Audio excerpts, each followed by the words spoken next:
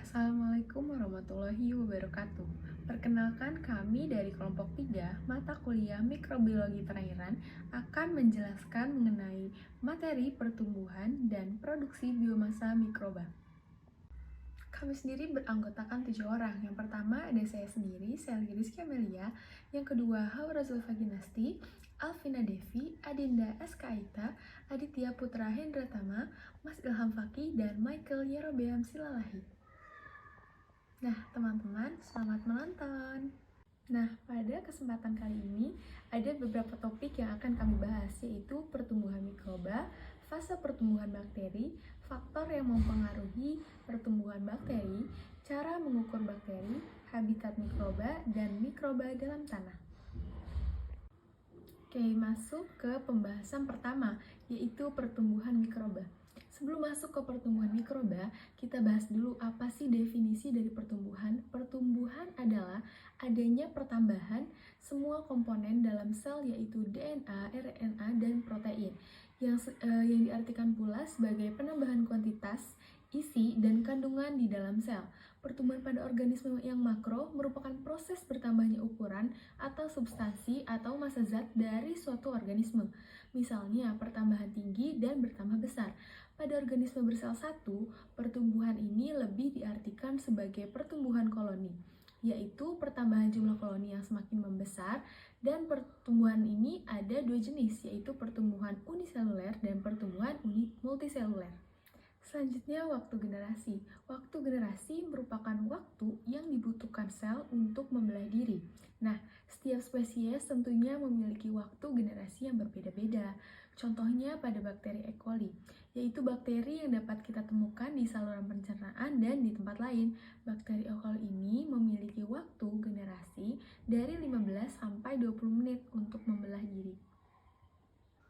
Yang selanjutnya adalah reproduksi bakteri secara aseksual atau vegetatif. Membelah diri atau pembelahan biner secara umum artinya adalah satu sel akan menjadi dua sel dan dua sel akan menjadi 4 sel. Nah, berikut adalah tahapan-tahapan dalam pembelahan biner. Dapat dilihat pada gambar bahwa tahapan yang pertama adalah tahapan replikasi DNA dan elongasi. Nah, replikasi DNA ini adalah penggandaan DNA dari bakteri yang semula satu menjadi dua. Yang kedua, ada dinding sel dan membran plasma yang mulai membelah. Dan yang ketiga, dinding sel anakan bakteri sudah jelas yang dilihat dari septumnya yang sudah terbentuk dan kemudian DNA-nya terpisah. Yang keempat adalah tahap sitogenesis akhir, artinya pembelahan sudah sempurna yang akan menghasilkan dua sel anak seperti pada gambar. Nah, hubungan pertambahan sel dengan waktu adalah berbentuk geometrik eksponensial yang dapat dicari dengan rumus 2 kali N. Oke, selanjutnya ada fase pertumbuhan bakteri. Yang pertama ada fase lag. Nah, fase ini di mana bakteri menyesuaikan tubuhnya dengan lingkungannya yang baru. Nah, berlangsungnya fase ini bervariasi dan ditentukan dari komposisi media, pH, suhu, aerasi, jumlah sel, dan sifat fisiologisnya. Nah, ketika sel sudah beradaptasi dengan lingkungan barunya, barulah sel tersebut akan mulai membelah hingga mencapai populasi maksimum. Nah, kemudian yang kedua ada fase eksponensial atau fase logaritma. Fase ini ditandai dengan periode pertumbuhan yang terbilang lebih cepat. Nah, setiap sel dalam populasi akan membelah diri menjadi dua. Akan membelah menjadi dua gitu selnya. Nah, derajat pertumbuhan bakteri pada fase ini benar-benar dipengaruhi oleh sifat genetik yang diturunkan, kadar nutrisi dalam media, suhu inkubasi, kondisi pH, dan aerasi. Ketika populasi yang dihasilkan oleh derajat pertumbuhan sudah maksimum, maka akan terjadi keseimbangan antara jumlah sel mati dan jumlah hidup. Nah, yang ketiga ada fase stasioner. Fase ini terjadi ketika laju pertumbuhan bakteri sama dengan laju kematiannya. Nah, sehingga jumlah populasi ini akan tetap sama gitu, seimbang. Nah, keseimbangan tersebut terjadi karena adanya pengurangan derajat pembelahan sel akibat dari kadar nutrisi yang tidak mencukupi dan adanya akumulasi dari produk beracun bagi sel sehingga dapat mengganggu proses pembelahan. Nah, fase ini biasanya dilanjutkan dengan fase kematian yang ditandai oleh meningkatnya laju kematian yang melebihi laju pertumbuhan itu sendiri. Nah, yang terakhir ada fase mati, yaitu fase di mana ketika laju kematian lebih tinggi daripada fase pertumbuhan. Nah, ada beberapa faktor yang mempengaruhinya. Yang pertama ada suhu, kelembapan, serta nutrisi-nutrisi yang terkandung dalam media. Kemudian untuk faktor yang mempengaruhi dua diantaranya yaitu ada faktor fisik dan juga faktor kimia. Untuk faktor fisik sendiri ada suhu, tekanan osmotik, oksigen dan juga pH. Kemudian untuk kimia diantaranya yaitu ada karbon, nitrogen, sulfur dan juga fosfor. Kemudian kita masuk ke dalam penjelasan dari faktor fisik sendiri. Yang pertama ada suhu. Nah, apabila suhu ini naik, maka kecepatan metabolismenya juga naik dan pertumbuhan dipercepat, begitupun sebaliknya. Dan apabila suhu naik atau turun secara drastis, maka tingkat pertumbuhan akan berhenti. Komponen sel juga menjadi tidak aktif dan juga rusak, sehingga sel-sel menjadi mati. Kemudian untuk suhu optimum sendiri yaitu dibedakan menjadi 3. Di antaranya ada Pseudopiles, Mesopiles, dan juga Thermopiles. Kemudian ada pH. pH ini mempengaruhi metabolisme dan tumbuh pada pH sekitar 6,5 sampai 7,5. Kemudian yang ketiga ada tekanan osmotik. Nah, ketika kepekatan tersuspensi di lingkungan tersebut tinggi, maka isi sel akan keluar. Begitupun sebaliknya. Nah, untuk keberadaan mikroorganisme di lingkungan sendiri dapat dipengaruhi oleh kepekatan suspensi atau cairan di lingkungan. Kemudian yang terakhir ada oksigen. Oksigen ini dibedakan menjadi 4, yaitu aerobik, anaerobik fakultatif, dan mikroaerofilik. Oksigen juga dapat bersifat letal dan harus dinetralisir oleh enzim. Nah, selanjutnya kita masuk ke faktor kimia. Yang pertama ada karbon. Karbon sendiri merupakan sumber energi, struktur organik molekul, dan juga bakteri yang bersifat kemoheterotrof, yang mana menggunakan karbon organik. Dan bakteri autotrof menggunakan karbon dioksida. Dan yang kedua ada nitrogen. Nitrogen ini terdapat pada asam amino dan protein yang mana berperan untuk dekomposer protein. Dan beberapa bakteri menggunakan NH4+ atau NO3- serta sedikit bakteri yang menggunakan N2 untuk fiksasi nitrogen. Kemudian yang ketiga ada sulfur. Sulfur ini terdapat pada asam amino, tiamin, dan juga biotin, serta beberapa bakteri menggunakan SO42- atau H2S. Dan yang terakhir ada fosfor. Fosfor ini terdapat pada DNA, RNA, membran, dan juga ATP. PO43- ini merupakan sumber dari fosfor. Baik, selanjutnya terdapat cara mengukur pertumbuhan bakteri. Yang pertama ada metode plate count, yang kedua ada metode filtrasi, yang ketiga ada metode most probable number atau biasa disebut dengan metode MPN, yang keempat ada metode secara langsung, dan yang kelima ada metode secara tidak langsung. Selanjutnya masuk ke metode yang pertama yakni metode plate count. Metode plate count memerlukan pengenceran untuk memperoleh bakteri. Adapun langkah-langkahnya yakni seperti langkah pertama, sampel bakteri yang ingin diukur dan dipastikan diambil dan diecerkan dengan konsentrasi tertentu agar tidak terjadi penggumpalan bakteri. Langkah selanjutnya yakni penanaman sampel. Sampel ditanam menggunakan media tertentu seperti agar-agar. Langkah selanjutnya yakni sampel diinkubasi selama beberapa jam atau hari.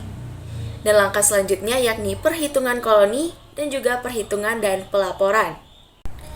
Selanjutnya ada metode most probable number atau metode MPN yang merupakan metode yang digunakan untuk menghitung mikroorganisme yang masih hidup dalam sampel yang diuji.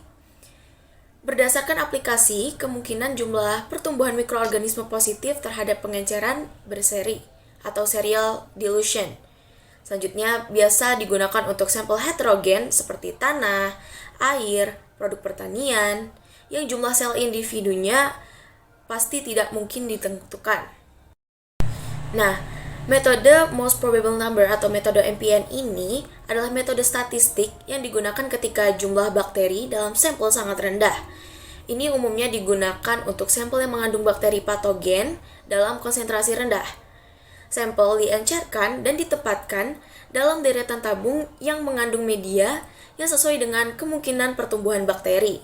Setelah diinkubasi, tabung-tabung diinspeksi untuk tanda-tanda pertumbuhan bakteri, dan hasil positif dan negatif kemudian dicatat. Selanjutnya ada metode direct microscopic count method, atau biasa disebut dengan metode direct count, merupakan metode yang menghitung bakteri secara langsung di bawah mikroskop dalam kamar hitung yang memiliki grid terukur. Umumnya dilakukan dengan mengambil sampel kecil dan mewarnainya dengan pewarna khusus yang dapat mengikat sel bakteri. Kemudian, sel-sel bakteri dihitung menggunakan mikroskop.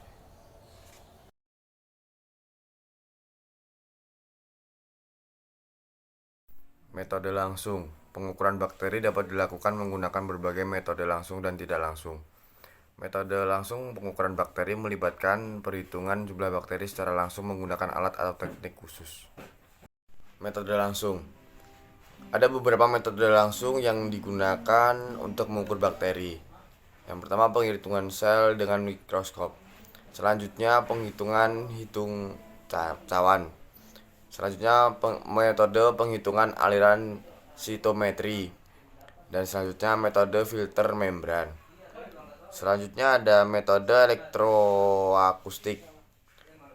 Dan ada lagi metode real-time polymerase chain reaction PCR. Dan juga ada lagi metode spektrofotometri. Dan yang terakhir ada metode pengukuran berbasis fluoresensi. Selanjutnya ada metode tidak langsung.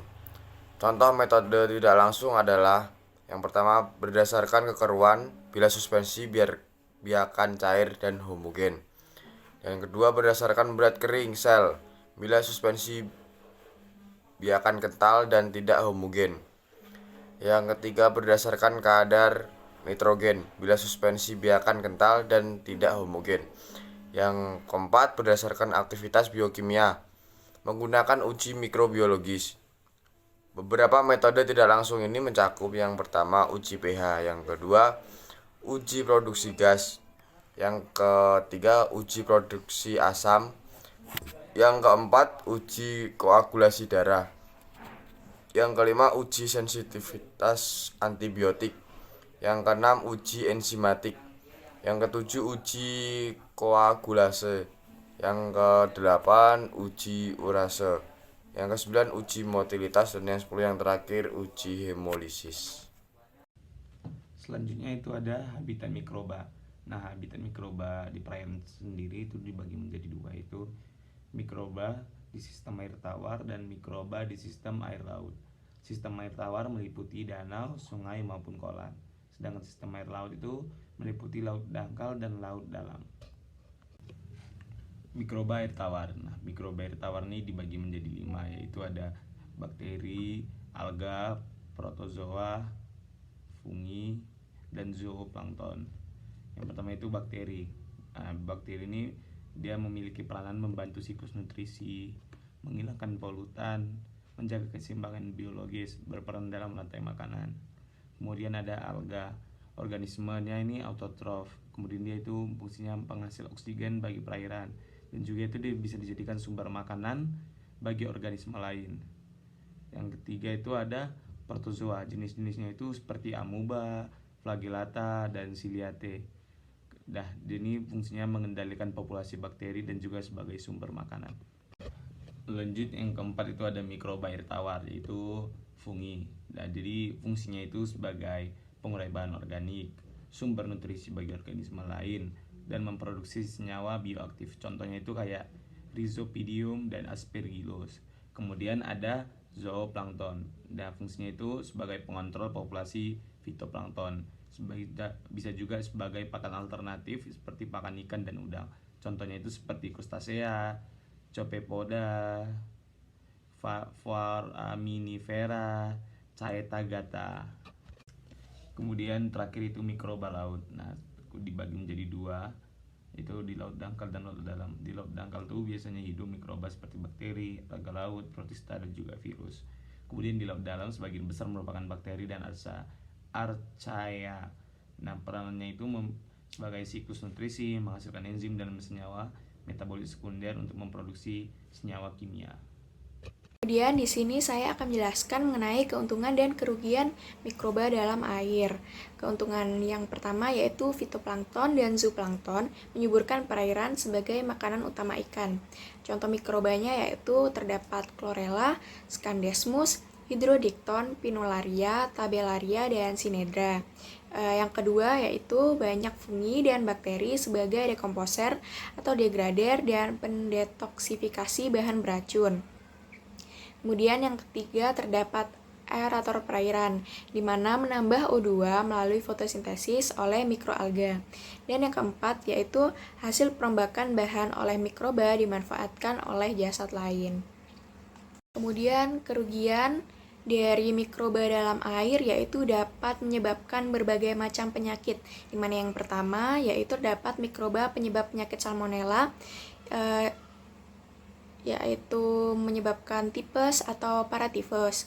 Kemudian terdapat Shigella yang menyebabkan penyakit disentri, kemudian Vibrio menyebabkan penyakit kolera, kemudian Entamuba menyebabkan disentri amuba, dan Ascaris yang menyebabkan penyakit cacing.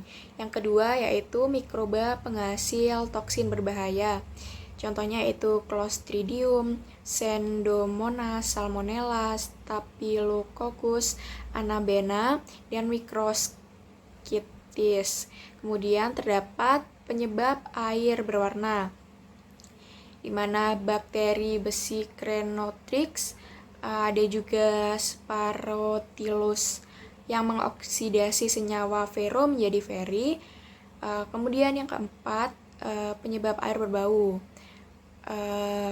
Adanya air berbau sendiri karena terdapat bakteri belerang yaitu Thiobacillus, kemudian Chromatium yang mereduksi senyawa sulfat menjadi H2S. Kemudian yang terakhir yaitu menyebabkan badan dan warna air menjadi berwarna hijau, biru hijau, atau warna lain sesuai dengan warna mikroalga atau blooming alga. Penyebabnya yaitu Anabaena, kemudian Microschistis. Kemudian di sini saya akan membahas mengenai mikroba dalam tanah. Jadi mikroba dalam tanah memegang peranan yang penting dalam proses pelapukan bahan organik sehingga tanah menjadi subur. Mikroba dalam tanah sendiri dapat membantu memecah bahan organik menjadi nutrisi yang dapat diserap oleh tanaman. Kemudian mikroba dalam tanah juga merajuk pada organisme mikroskopis seperti bakteri, jamur, dan virus yang hidup di dalam tanah. Kemudian di sini terdapat beberapa manfaat dari mikroba dalam tanah. Yang pertama yaitu manfaat dari bakteri, di mana yang pertama ada rekomposisi, kemudian juga fiksasi nitrogen, kemudian pengendalian hama dan penyakit, dan yang terakhir yaitu meningkatkan ketersediaan nutrisi.